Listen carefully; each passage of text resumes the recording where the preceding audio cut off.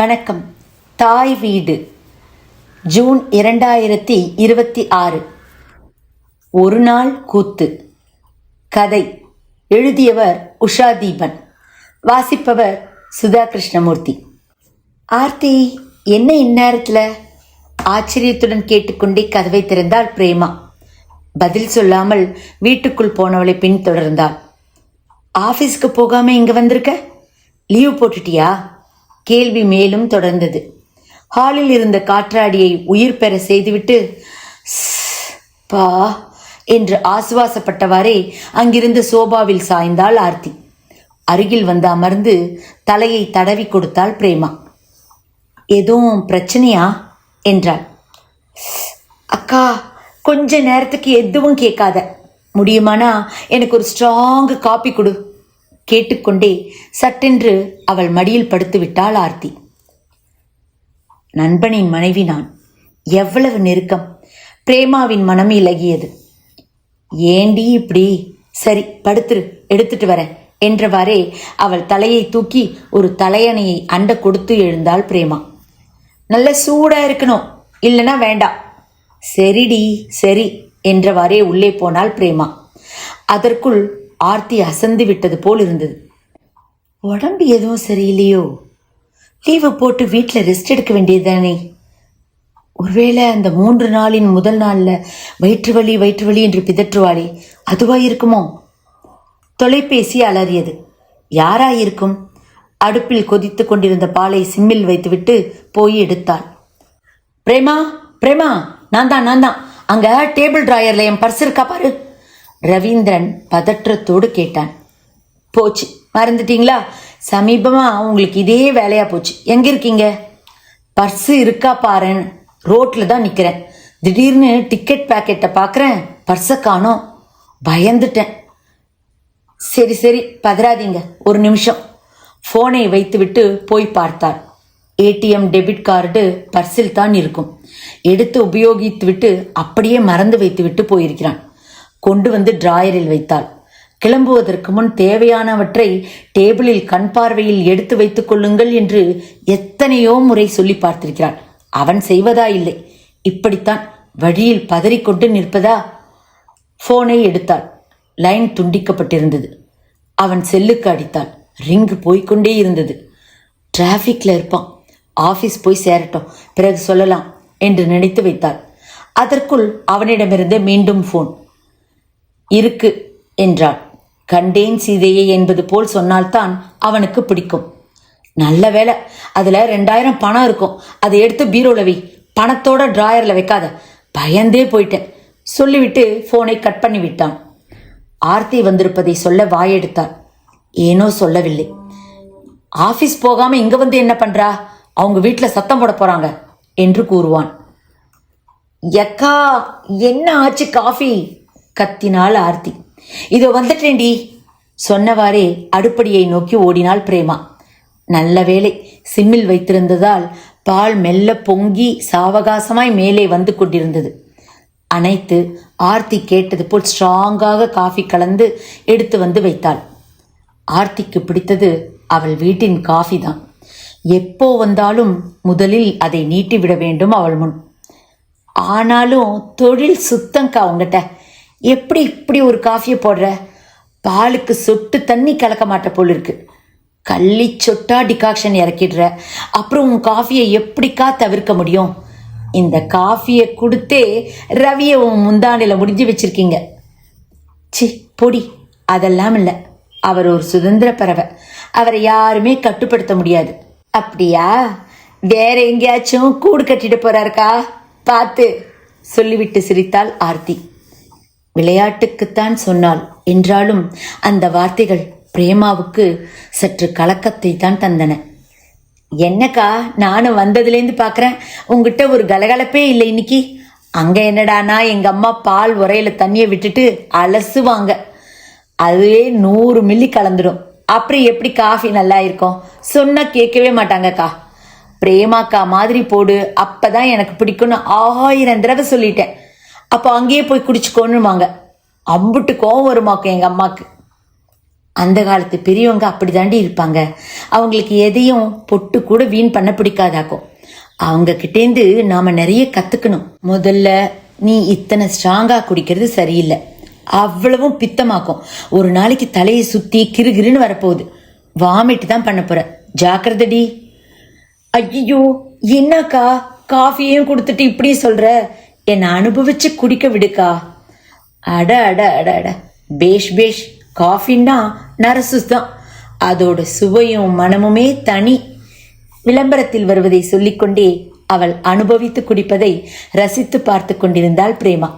சரி, அதெல்லாம் இருக்கட்டும். இப்போ திடீர்னு ஏன் இங்க வந்த? ஏன் ஆஃபீஸ் போகல? ஆஃபீஸ்க்கு இன்னைக்கு லீவ் போட்டுட்டேன். அப்போ வீட்டில் தானே இருக்கணும். கரெக்டாக ஆஃபீஸ் டயத்துக்கு கிளம்பினாப்புல இருக்கு நீங்க வந்திருக்கிறது. வர்ற வழியில திடீர்னு வயிற்று வலிக்கா, அதான் இப்படியே இங்க ஒதுங்கிட்டேன். எவ்வளவு உரிமையோடு சொல்கிறார். ஏய், பொய் சொல்ற பத்தியா? அப்போ ஆஃபீஸ்க்குன்னு கிளம்பிட்ட அப்படித்தானே? அதான்க்கா, கிளம்பி போறச்ச வயிற்று வலி வந்துட்டதுனால இங்க வந்துட்டேன்னு சொல்றேன்ல. அவள் முடிக்கும் முடி சந்தேகத்தை கிளப்பியது இவளுக்கு.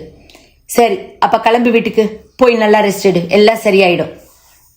ஏன் இங்க ஓய்வெடுத்தா ஒத்துக்க மாட்டியா? எதுக்கு விரட்டுற? நான் படுத்திருந்துட்டு சாயங்காலமா போறேன்.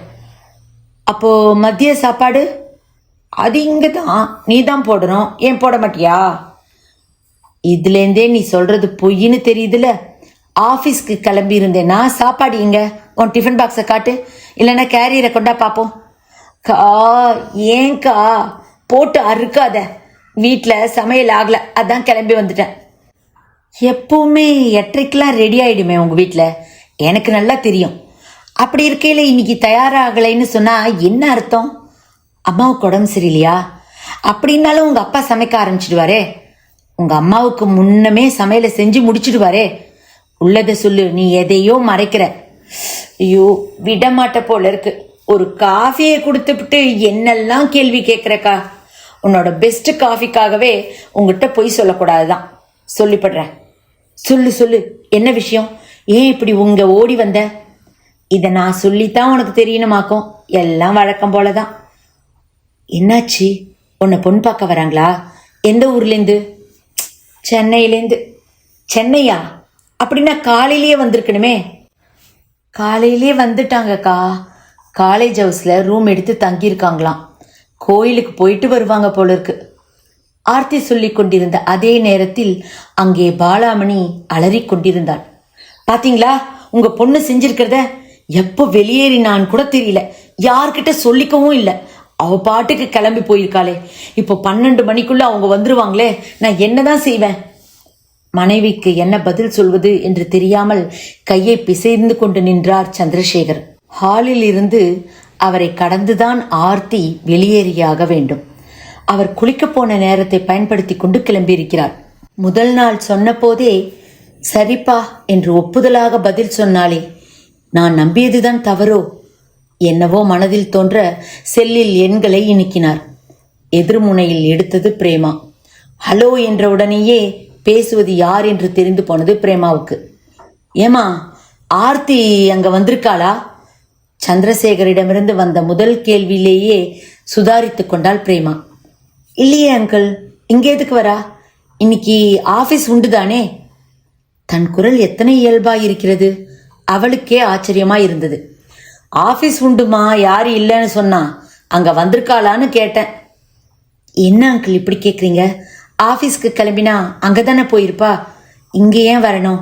டிமிக்கி கொடுத்துட்டு அங்க வந்துட்டாளோன்னு தான். அவளை நம்ப முடியாது, அதான் கேட்டேன். வரல அங்கிள், அப்படியெல்லாம் வரமாட்டா.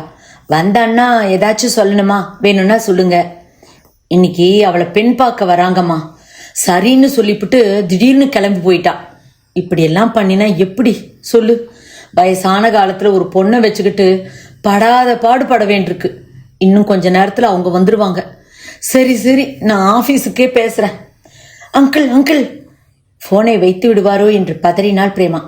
என்னம்மா, சொல்லு சொல்லுமா, நான் பதட்டத்துல இருக்கேன், சீக்கிரம் சொல்லு. நான் வேணும்னா ஆபீஸ்க்கு பேசி பார்க்கட்டுமா? எதுக்குமா உனக்கு சிரமம்? நானே பேசிக்கிறேன். என்ன ஒரு சங்கடம்னா செல்லுல பேசினா எடுக்க மாட்டா, ஆஃபீஸ் லேண்ட்லைனுக்கு பேசினா அது எங்கேஜ்டாகவே இருக்கும். லைன் கிடைச்சாலும் யாரும் வாங்கி கொடுக்க மாட்டாங்க. அதான் அங்கிள், என் நம்பர்னு தெரிஞ்சதுன்னா எடுப்பா இல்லையா? நான் பேசி வர சொல்கிறேன் அங்கிள், நீங்கள் கவலைப்படாதீங்க. ஆ சரிம்மா, ஓகே, சரியான ஐடியா, ரொம்ப தேங்க்ஸ்மா, வச்சுடட்டுமா? லைன் துண்டிக்கப்பட்டது.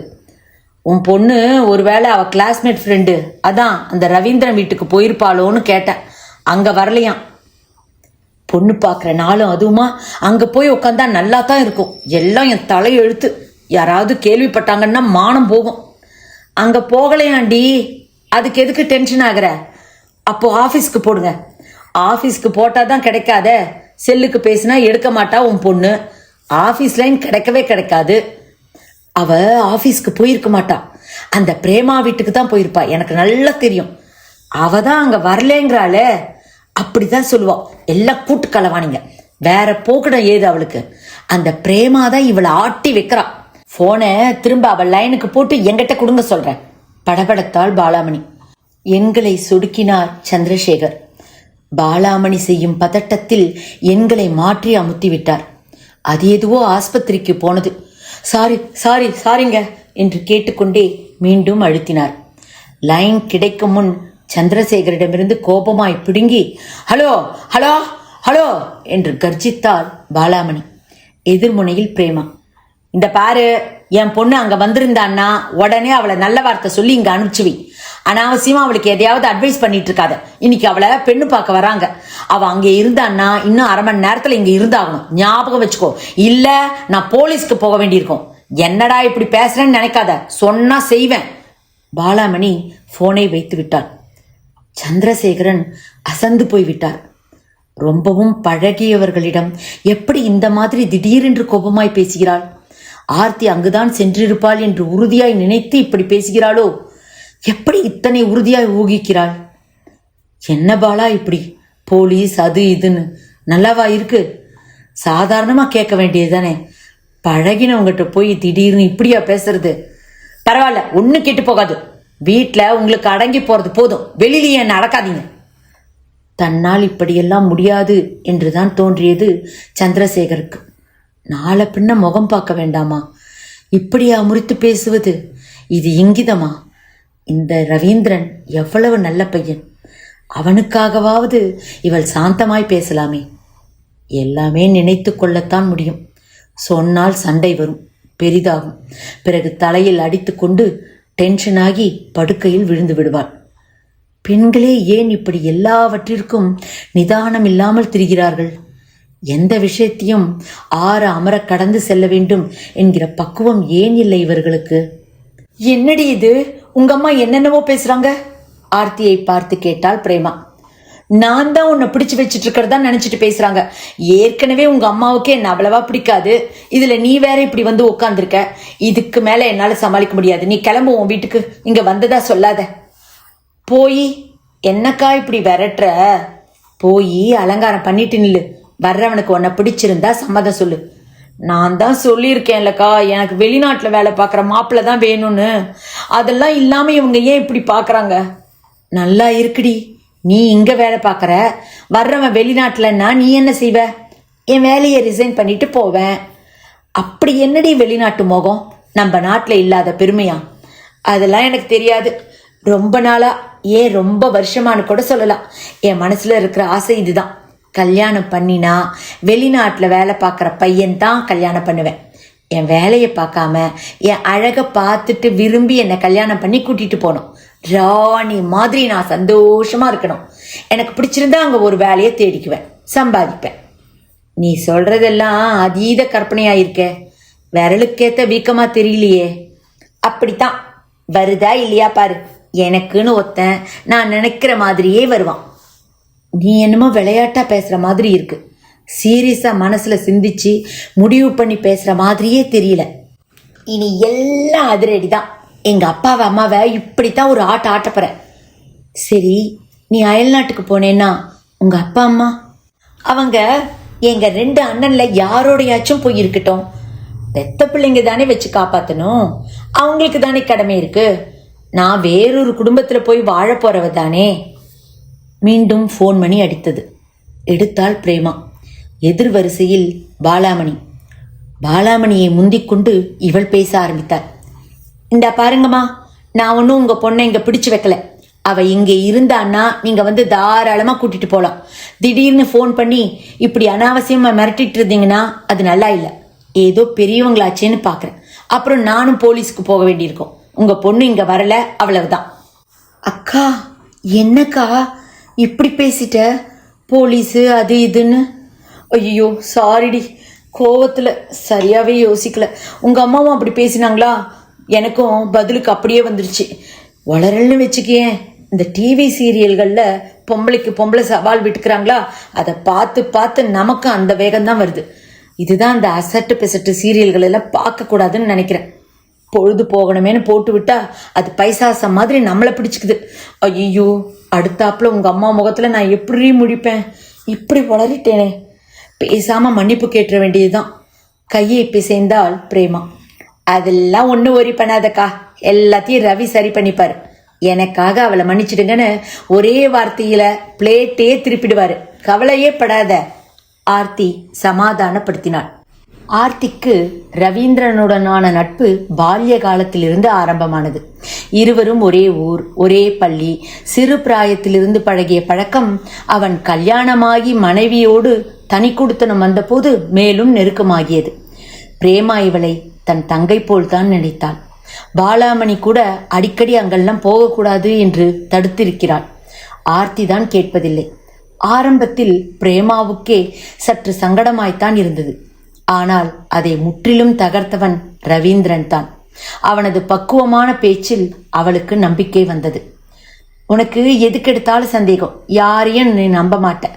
ரவீந்திரனை பற்றி எனக்கு நல்லா தெரியும். அவருக்கு நான் ஒரு நல்ல தோழி மாதிரி. ஒன்றும் தப்பு தண்டா நடந்துராது என்பாள் ஆர்த்தி. அவளது விகல்பமில்லாத பேச்சை பிரேமாவும் ரசிக்க ஆரம்பித்தாள். நாளடைவில் அவளை தன் தங்கையாகவே வரிக்க ஆரம்பித்து விட்டாள். அவ்வளவு சுதந்திரம் அவள் வீட்டில் ஆர்த்திக்கு.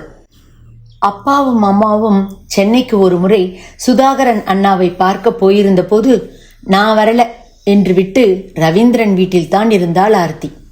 அம்மா எவ்வளவோ சொல்லி பார்த்தாள். வயசுக்கு வந்த பொண்ணை இப்படி இன்னொரு வீட்டில் விட்டுட்டு நான் வரல என்று மறுத்தாள். அப்பா தான் தடுத்தார். ரவீந்திரனை பற்றி எனக்கு நல்லா தெரியும் என்று சொன்னவர் அவர்தான். அந்த நம்பிக்கை இன்று வரை காப்பாற்றப்பட்டு தான் வருகிறது. அப்படியான ஒரு கண்ணியமான குடும்பத்தில் உள்ளவர்களோடு பாலாமணி சர்வசாதாரணமாய் வார்த்தையை விட்டு பேசிவிடுகிறாளே.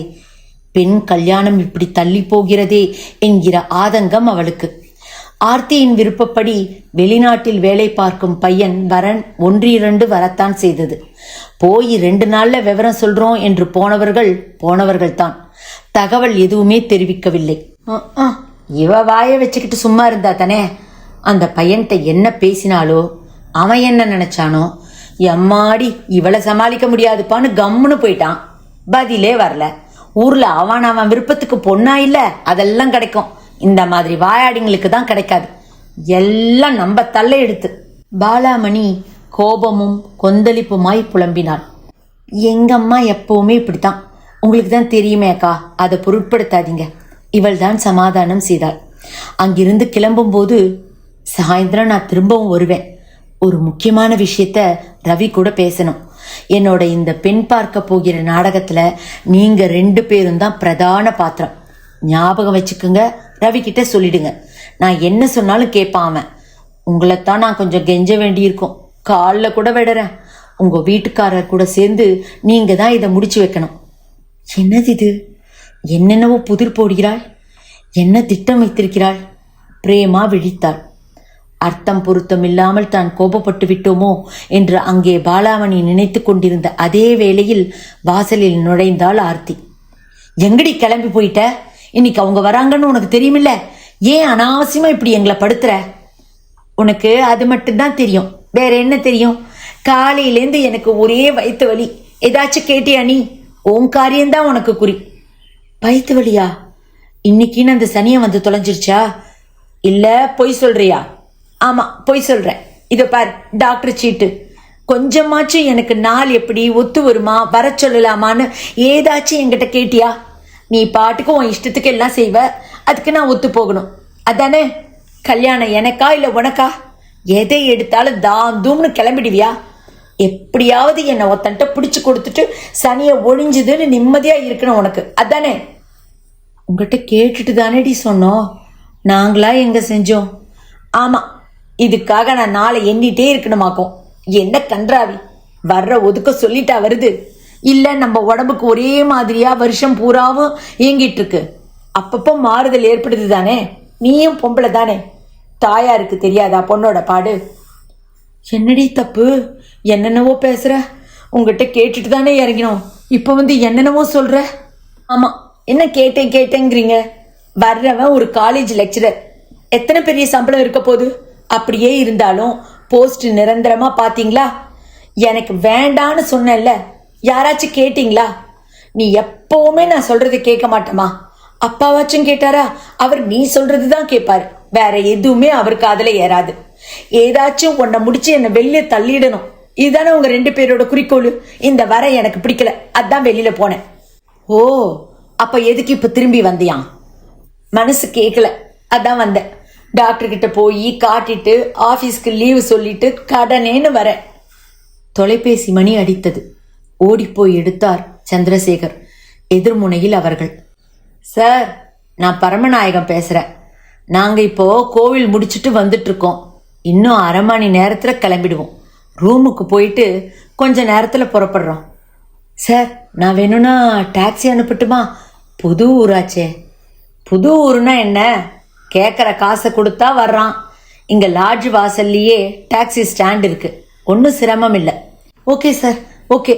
கிளம்பின உடனே ஃபோன் பண்ணுங்க. கண்டிப்பா சொல்லாம வருவேனா? டாக்ஸிக்காரனுக்கு சரியா வழி தெரியலன்னா உங்ககிட்ட தானே கேட்கணும். வச்சிடுறேன். அவங்க சரியா இன்னும் 1 மணி நேரத்துக்குள்ள வந்துடுவாங்கம்மா. நம்ம கச்சேரியெல்லாம் அப்புறம் வச்சுக்கலாம், அது என்னைக்கும் தான் இருக்கு. நீ கொஞ்சம் உன்னை ரெடி பண்ணிக்கோ. ஓ, இப்ப நீங்க 2 பேர் சேர்ந்துதான் என்னை படுத்துறீங்க. எனக்கு உடம்பு முடியாத நாள்ல இது என்ன கூத்து?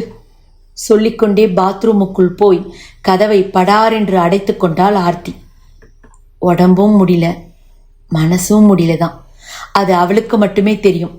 எப்படி சொல்வது, எப்போது சொல்வது?